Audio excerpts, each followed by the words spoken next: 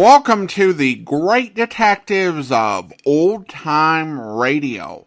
From Boise, Idaho, this is your host, Adam Graham. If you have a comment, email it to me. Box13 at greatdetectives.net. Follow us on Twitter at Radio Detectives. And check us out on Instagram, instagram.com/greatdetectives. If you're enjoying the podcast, please follow us using your favorite podcast software. If you've not already, I do encourage you to check out my ebook, All I Needed to Know I Learned from Dragnet, as well as the previous book, All I Needed to Know I Learned from Columbo. Each examine the careers and histories of 7 great fictional detectives and policemen, as well as the life lessons that can be learned from them. It is available as an audiobook through audible.com and the Apple Store, and also wherever fine ebooks are sold. But now it is time for this week's episode of Mr. Chameleon. The original air date, October 26, 1949, and the title is The Girl Who Typed Murder. Next, Mr. Chameleon and The Girl Who Typed Murder.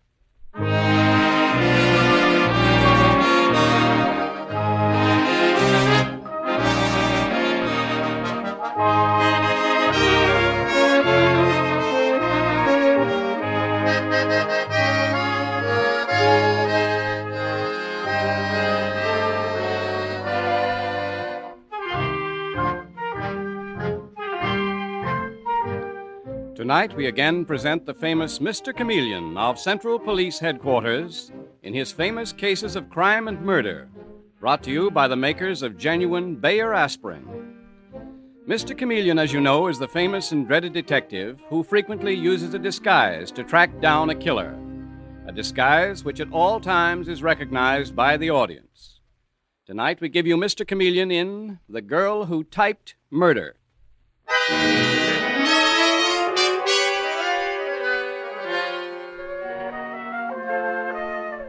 The scene opens in the home of a successful writer of murder and mystery fiction, Basil Carlyle, where we see him with his head resting on his folded arms on top of his battered desk. And as a knock is heard at the door, he drowsily arises and says, "Huh? Who's that? Come in." Oh, hello, Jim. Didn't hear you at first. Must have fallen asleep. I had a hunch you were. Personally, I think you're taking too many of those bromides. But I guess you do get pretty nervous working the way you do, dreaming up murder plots. I have been jittery lately. Anyway, I'll lay 2 to 1 I know what brought you. Sure. Your publisher's raising the devil for the last chapter of your book. Well, I finished it last night and gave it to Miss Russell early this morning to be typed. I guess she's done with it. I don't hear a typewriter in the next room. Well, I'll have a look in there and get it from her, Basil. Okay. Miss Russell? Miss Russell! Look here, Basil, quick! She's been stabbed. She's dead, Basil. Cold, stone dead. What could this be, Jim? You wait here. Where are you going? Upstairs to my wife's room. I don't want her to walk in on this. Yeah, and while you're breaking the news to her, I'll be breaking it to the police, my friend.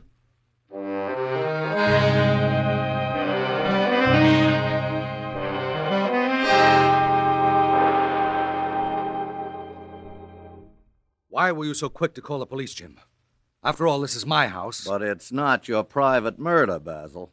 What are you talking about? Look, writing a book about a murder is your business. That's not harming anybody.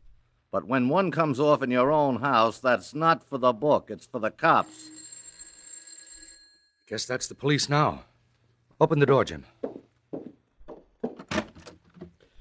I'm Chameleon of Central Police Headquarters. A murder has been reported here. I reported it. My name's Jim Ferris. I'm Basil Carlyle's literary agent. I just stumbled into this.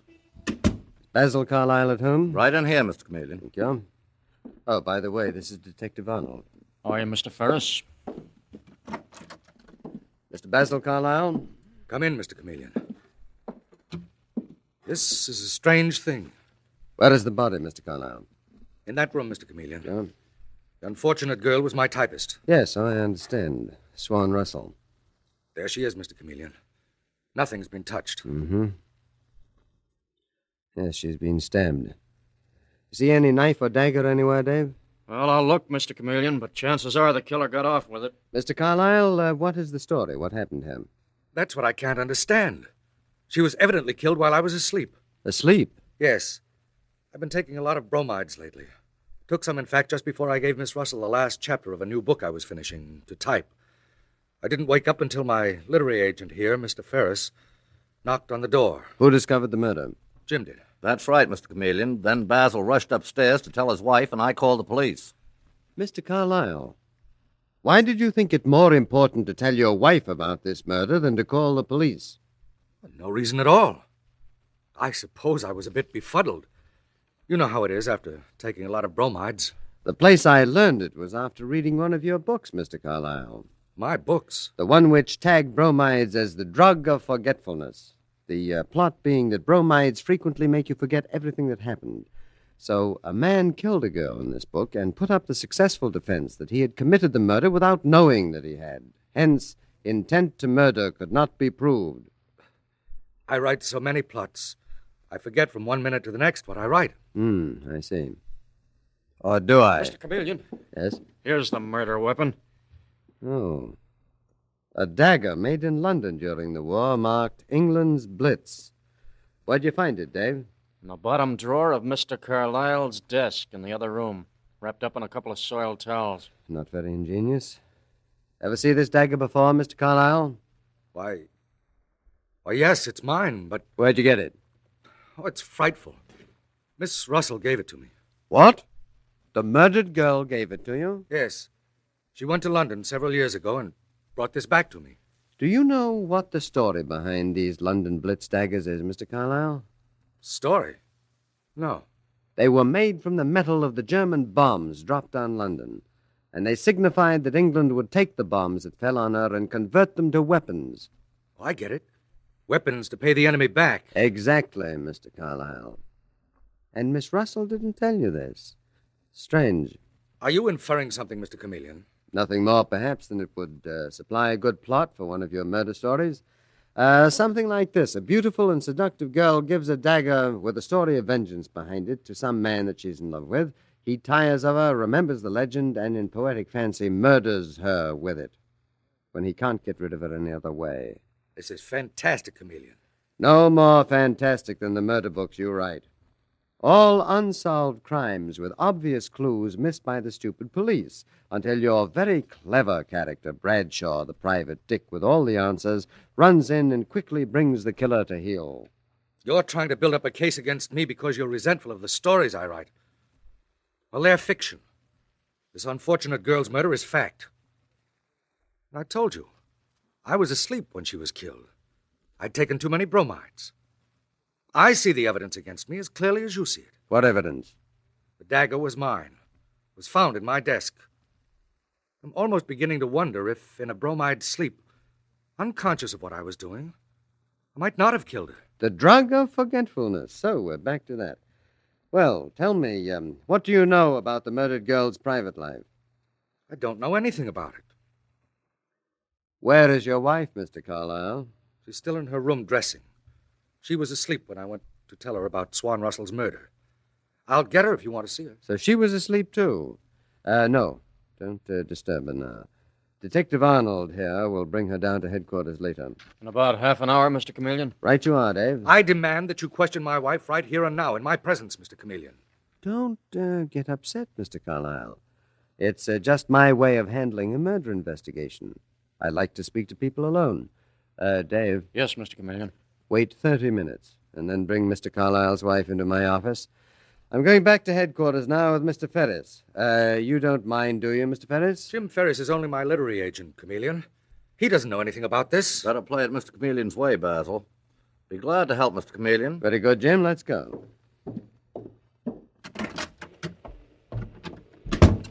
Thanks very much for coming, Mr. Ferris. Here's my car. Would you hop in? The trouble with that guy, Mr. Chameleon... You mean Basil Carlyle? Who else? Mm-hmm. Like all writers, he's unstable. And since he's been taking those bromides by the jar, he's beginning to believe his own stories. Could be.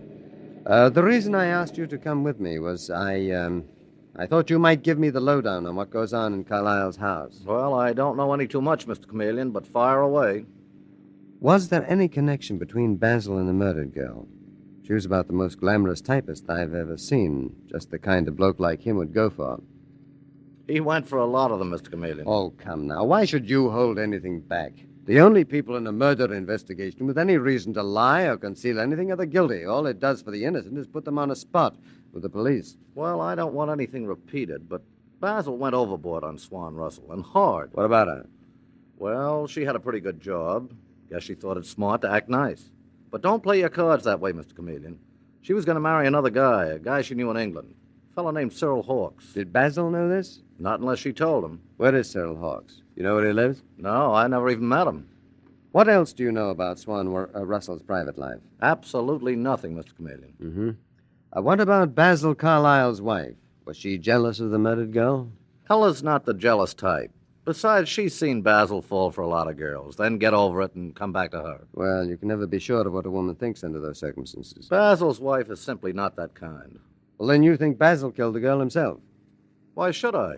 Well, as I get the story, only Basil and his wife were in the house at the time of the murder. Well, somebody could have got in through the window of the little room Swan Russell worked in and killed her. There's no window in that room, just a sound ventilator in the ceiling, and only one door, the door to Basil Carlisle's office. Well, I hadn't thought of that.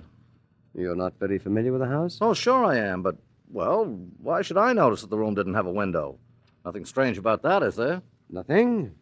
Incidentally, Jim, do you help Mr. Carlisle develop any of his murder plots? Me? Certainly not. They're all a lot of hokum anyway, in one ear and out the other stuff. Well, you as Carlisle's literary agent don't seem to think very highly of his work. Well, it's not exactly Shakespeare. We're already at headquarters. Well, I shan't ask you in. You've given me all I need for the present. Okay, Mr. Chameleon. And if there's anything more, here's my phone number. Thank you, Jim. I may call on you. Goodbye.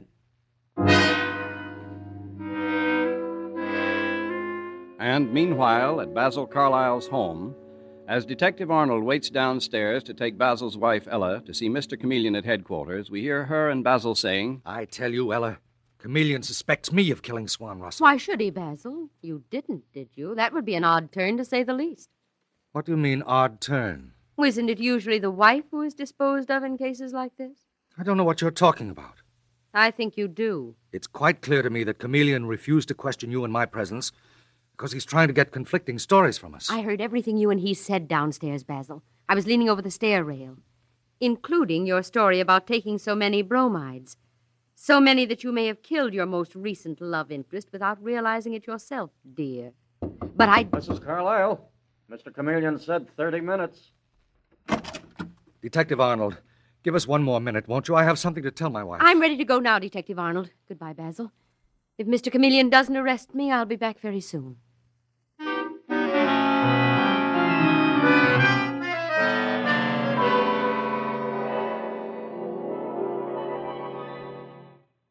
Mrs. Carlisle, sit down. And don't be nervous. This is all customary routine. I understand, Mr. Chameleon. The murdered Swan Russell was an extraordinarily pretty girl, wasn't she? Every man she met seemed to think so. Including your husband? He never commented on that to me. He said she was a very competent typist. Do you know anything about her personal life? Her personal life? No, I don't. I've no idea how she lived. Why do you think she was murdered, Mrs. Carlisle? I'm only a housewife, Mr. Chameleon, not a detective. And in the murder stories that your husband writes, detectives are pictured as a particularly stupid lot.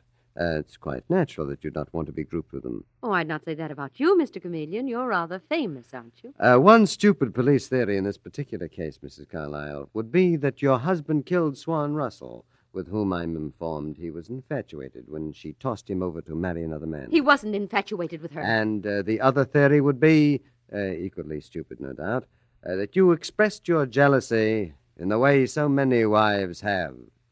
I don't understand. I've seen many wives hold everything inside until one particular rival came along, and then quietly blow up. I wasn't jealous of Swan Russell, and I didn't kill her. I am not accusing you of anything, Mrs. Carlisle. Please, don't misunderstand me. Mr. Chameleon, I have a confession to make. A confession? I heard everything you and my husband Basil said when you questioned him. Do you believe he could have killed Swan under the bromidic influence of not knowing what he was doing? Do you? I don't know. Does seem far-fetched, doesn't it? Tell me, Yes? who helped your husband collect his reference books? Why, I did, I suppose. Why do you ask? Because he has one of the most complete libraries on how to kill people and get away with it that I've ever seen. What? Endless books on obscure poisons, bacteria, noted unsolved murder cases, books on weapons, books on concealing evidence, and all the criminal devices used successfully by clever criminals to point the evidence away from them. I didn't choose the books. I had no idea what they were, except they were things he used in his work as a writer. I see. One more question. Who besides his literary agent, Jim Ferris, helped your husband develop the murder plots in his books? Nobody else. Thank you, Mrs. Carlyle. I think that's all. Oh, it occurs to me, however, showing just how stupid a cop can be. I forgot to ask you where you were at the time of the murder. Basil, my husband, insisted that I take several bromide tablets the night before. He thought I looked ill and needed extra sleep. I didn't wake up until I heard you coming into the house. And where was your husband? I heard him tell you he was asleep at his desk at the time, Mr. Chameleon. That's all I know about where he was. May I go now? Yes, certainly, Mrs. Carlyle. Goodbye.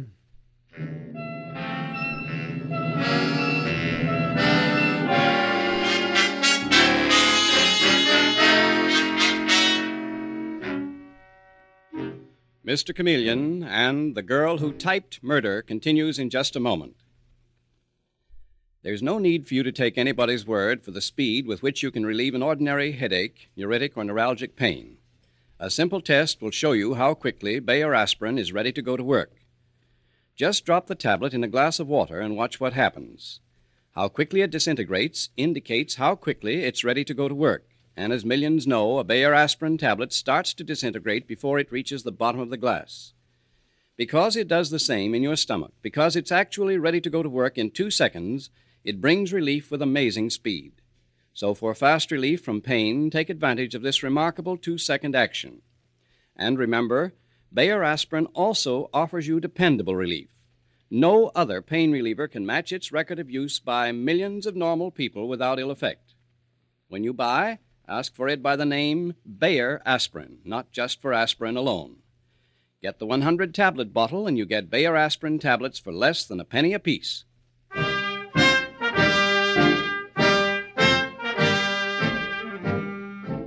Now, back to Mr. Chameleon and the case of the girl who typed murder. A beautiful typist, Swan Russell, has been found murdered in the home of Basil Carlyle, mystery writer. The circumstances throw suspicion on Basil, who is infatuated with Swan, Ella, his wife, and Jim Ferris, his agent, who found the body. It is now some time later at police headquarters, and we hear Mr. Chameleon saying to his assistant, Dave Arnold, You have any luck, Dave, finding that murdered girl's roommate? I've got her outside now, Mr. Chameleon, Good. but she don't know anything. She just got in from a weekend in the country. A nice kid, all broken up by Swan's murder. Well, I'm afraid you miss a point, Dave. What point? The point that I asked every suspect in this case. Do you know anything of the murdered girl's personal life? And everyone was quick to say nothing. And that is not natural. In fact, it's impossible. Hey, I get you. That is funny. Shall I bring her in? Her name is Cora Bush. She's in a Broadway show. An actress? I thought having a dizzy writer was enough. Stage people are worse. All right, bring her in, Dave. Come in, Miss Cora. Well, I really don't know anything. I'll not keep you a minute, Miss Cora. I was weekending in Connecticut when it all happened, Mr. Chameleon. The friends I was staying with will verify this. You can ring them up and ask. I'm not interested in your alibi right now. What I'd like you to tell me is everything that you know about Swan Russell, your murdered roommate. Oh, I see. Well, we were roommates for 3 years, and very good friends besides. Almost like sisters. Where did you meet her, Miss Cora? Basil Carlyle introduced us. Basil Carlyle. Sure, one of his murder stories was made into a play that I was in. I used to go out with him, before I knew he was a married man. And then he fell in love with Swan, is that it? Yeah, she told me he'd promised to divorce his wife and marry her. When was that, Cora? Oh, about a year ago. But nothing came of it.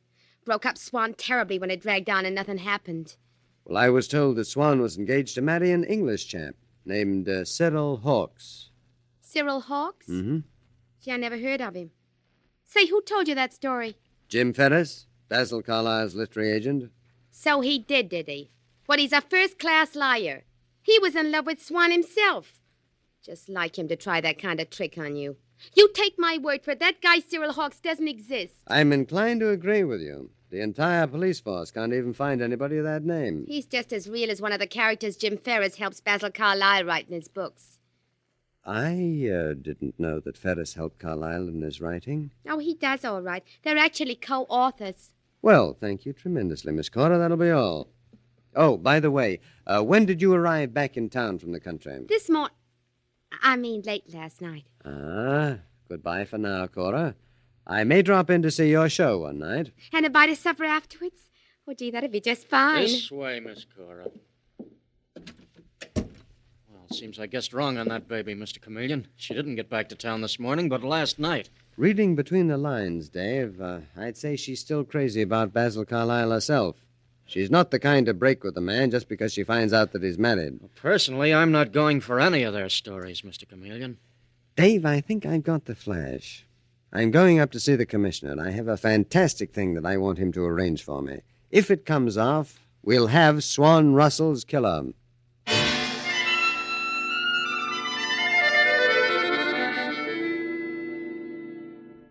Oh, hello, Chameleon. Commissioner? I've been looking over your reports on the Swan Russell case. You're not really falling for the idea that Basil Carlyle killed her unconsciously while under the influence of bromides, are you? Looks pretty thin to me. There's been a lot of talk about bromides in the case, Commissioner. Well, rubbish, I call it. Well, the point is that I've got a couple of suspects to deal with who are experts on murder. Carlyle spends his life writing murder mysteries and studying clever murder devices, and so does his literary agent, Jim Ferris. Might not be so rubbishy as you think. Well, what's your next move, Chameleon? Well, I am certain that I know who the killer is, but I've got to force the evidence. How? Well, I'm going in disguise. But to make it come off, you'll have to arrange the strangest stage set I've ever called on you for, Commissioner. What stage set? Well, I want you to use your influence with one of the movie companies. Movie companies? Right, Commissioner. To block off the street where Basil Carlyle lives on the excuse they're making a movie with a quiet street in New York as its backing. I can arrange that easy enough, but where do you come in? As one of the cameramen on the set who took a few shots out of turn early this morning, showing who entered and who left the Carlyle house. I'm a lad named Enrico Solazzi, fresh from Hollywood. It sounds a bit wild to me, Chameleon, but I'll play along. When do you want these particular goings-on to start? Tomorrow morning, Commissioner.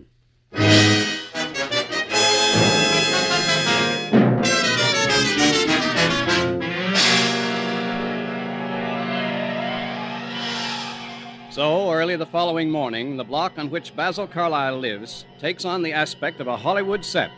Cameras grinding away, actors in costume grouped around directors getting last-minute directions. When Basil Carlyle, attracted by the commotion, opens the door of his house, the house where his typist, Swan Russell, was stabbed to death, we hear him calling to his wife. Ella, come here. What's this all about, I wonder? They're making a movie, Basil. Don't you think I've got eyes in my head? Let me finish, dear. I know all about it. You what? We got a notice from the police last night that the street would be blocked off this morning, that Ajax Pictures was going to take a street scene. A police notice? Why didn't you tell me? Why, I forgot, Basil. Forgot? That's wonderful. Go in and get Jim Ferris here. Did you call me, Basil? What do you know about this, Jim? Funny thing the police would have to shut off this block. Darn funny. Take it easy, Basil. One of the cameramen's coming up here. Listen, you. This is private property. Keep off. You're Basil Carlyle, aren't you? The murder story guy? Suppose I am. I don't like your stories myself, but that's not what I came to tell you. I got a bit of film in this can. I'm not interested in what you've got, Mr. Enrico Solazzi's the name, Mr. Carlyle. Enrico Solazzi. I thought you might be interested in this bit of film. I shot it myself yesterday morning, just about the time that girl, Swan Russell, was murdered here. What? Yesterday morning? I didn't see you. Yesterday morning? Question is, do you want to buy it for a couple of $1,000 or have me turn it over to the police? That cop Chameleon is close enough behind you to feel his breath on your neck, buddy. Better get him inside the house, Basil, where we can talk private. That's right, Basil. Don't make any mistakes you'll be sorry for. Please, I beg you. All right. Come in, Mr. Scartol. Salaze, Mr. Carlyle. Salaze. I don't care what it is. Now, what about that film? What's on it? Just by chance, I came out here yesterday morning and took a few shots to get the lay of the land. What's on that film? The solution of who killed your typist, Mr. Carlyle.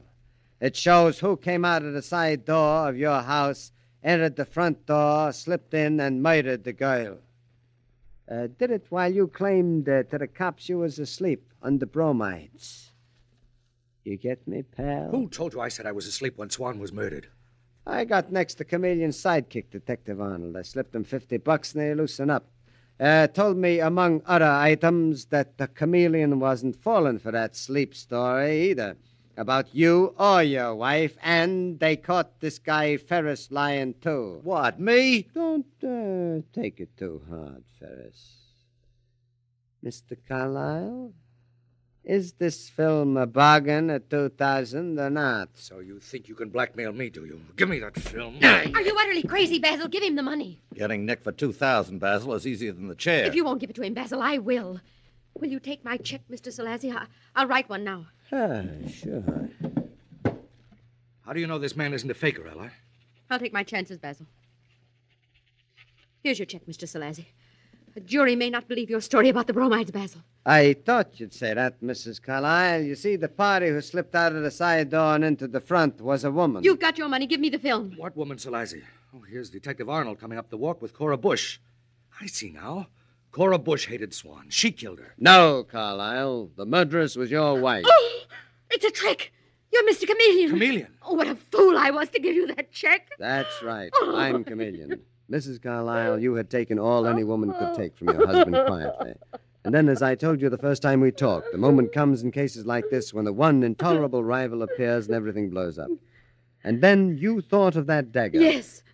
I took the dagger Swan Russell gave my husband and I killed her with it. Yes, I was sure of that, too. So clearly a woman's way of thinking. Yes. I'm sorry for you, Mrs. Carlyle, but murderers must be punished. I'll spend every dollar I've got for my wife's defense, Chameleon. And the rest of your life remembering, I hope, that your behavior led to this crime. Come along, Mrs. Carlyle. It is my duty to arrest you.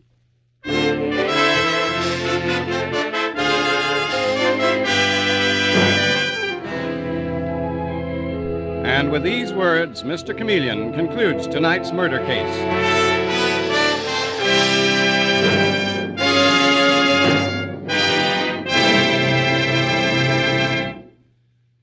An announcement of special interest to all mothers of small children. Now you can get genuine Bayer aspirin in a new children's-sized tablet that contains half the amount of the regular-sized Bayer aspirin tablet. With these new children's-sized tablets, you can now be certain you are giving your child the proper dosage as prescribed by your doctor, and you can do it conveniently. In addition, these new tablets are made so that they can be broken right in half whenever still smaller dosages are required. These tablets are uncolored and unflavored, so that they cannot be mistaken for candy. And like regular-sized Bayer aspirin tablets, they may be used with complete confidence. For the fact that doctors prescribe Bayer aspirin's single active ingredient even for the smallest children shows how gentle and dependable it is. The bottle and carton are plainly marked, children's-sized Bayer aspirin. 30 tablets for 25 cents.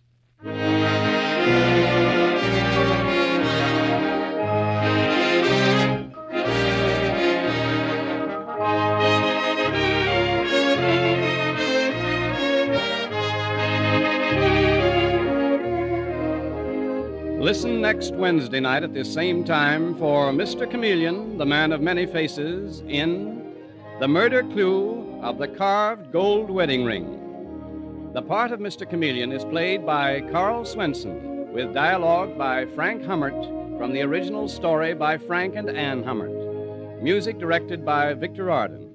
Your announcer is Howard Claney.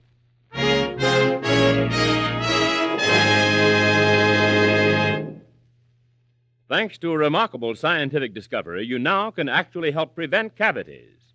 What you do is use new ammoniated Dr. Lyon's tooth powder. Based on a formula developed by University of Illinois scientists, it destroys bacteria Lactobacillus acidophilus, which cause cavities. Thus, it not only cuts down tooth decay, but pain, worry, and expense as well. That's why so many dentists are recommending this type dentifrice. So to cut down tooth decay, to have sounder, healthier, handsomer teeth, use ammoniated Dr. Lyons tooth powder.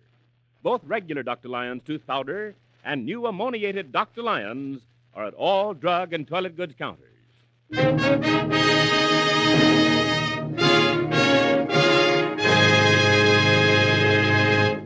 Listen for Mr. Chameleon in The Murder Clue of the Carved Gold Wedding Ring next Wednesday night at this same time. This is CBS, the Columbia Broadcasting System.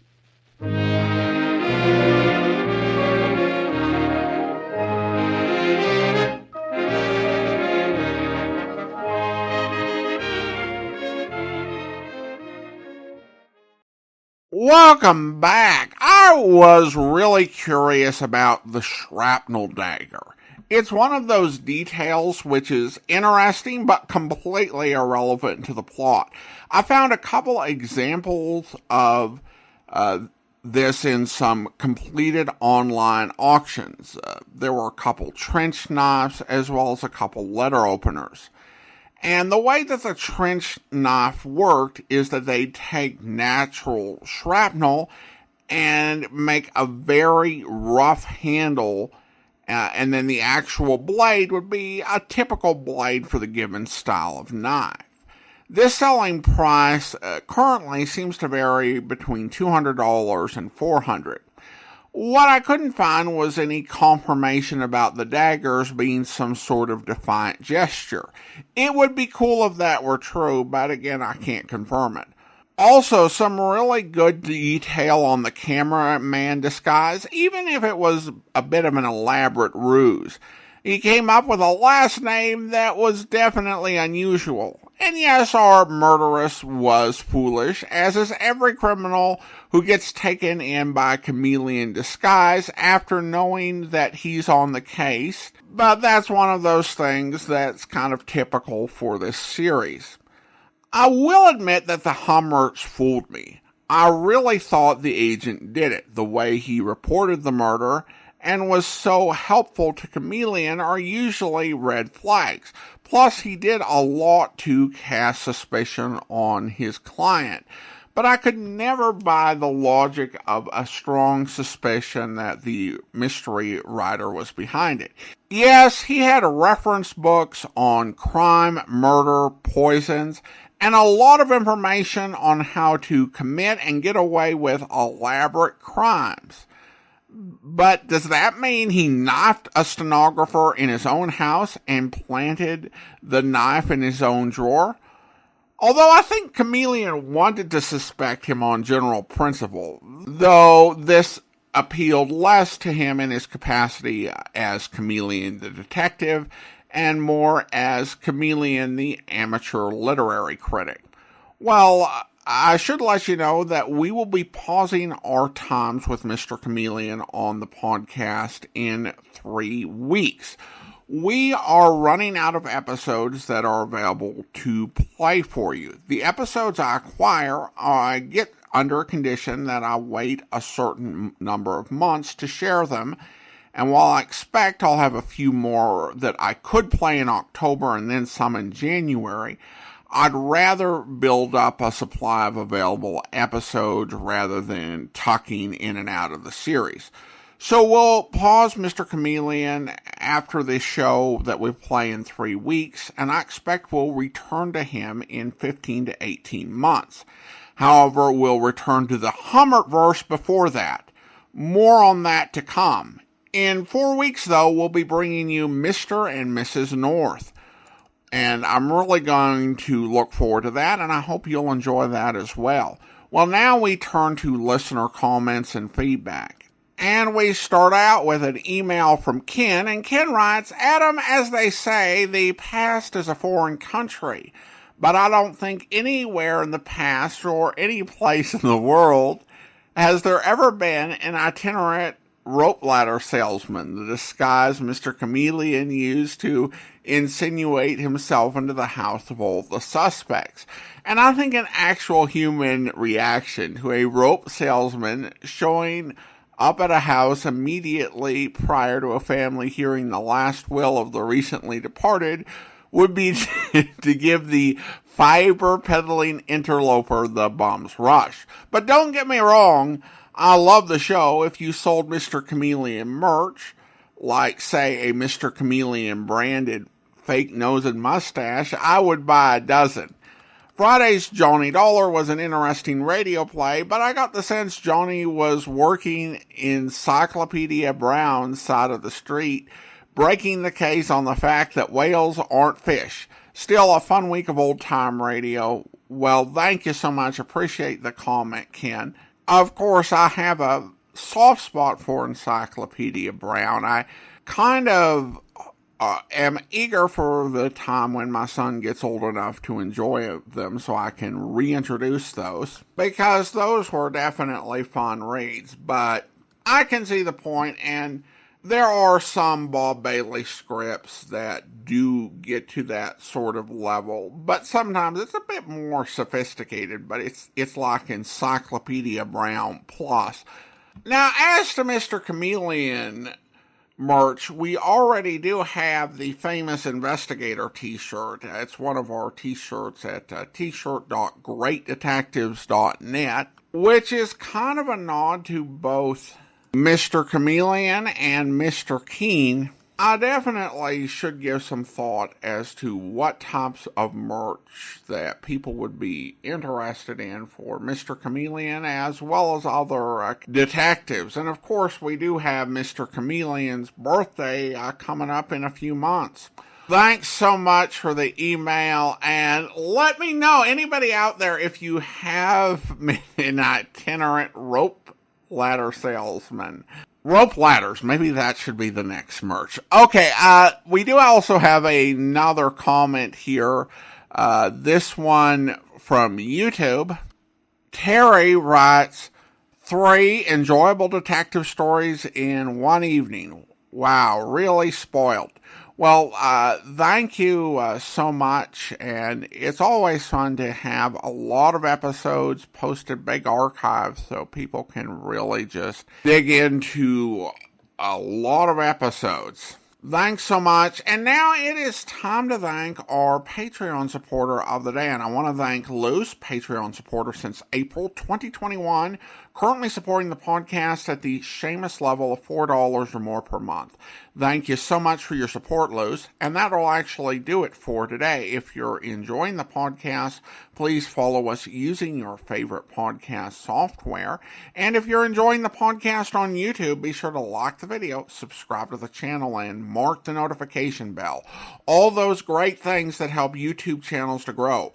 We'll be back next Thursday with another episode of Mr. Chameleon, but join us back here tomorrow for yours truly, Johnny Dollar, where...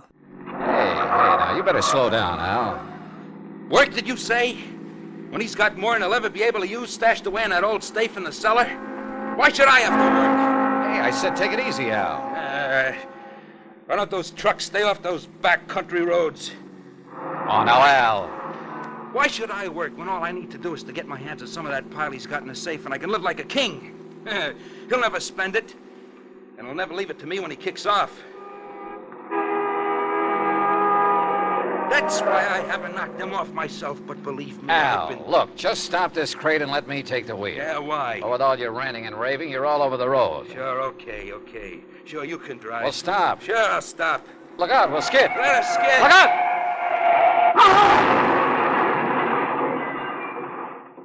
I hope you'll be with us then. In the meantime, send your comments to box13@greatdetectives.net.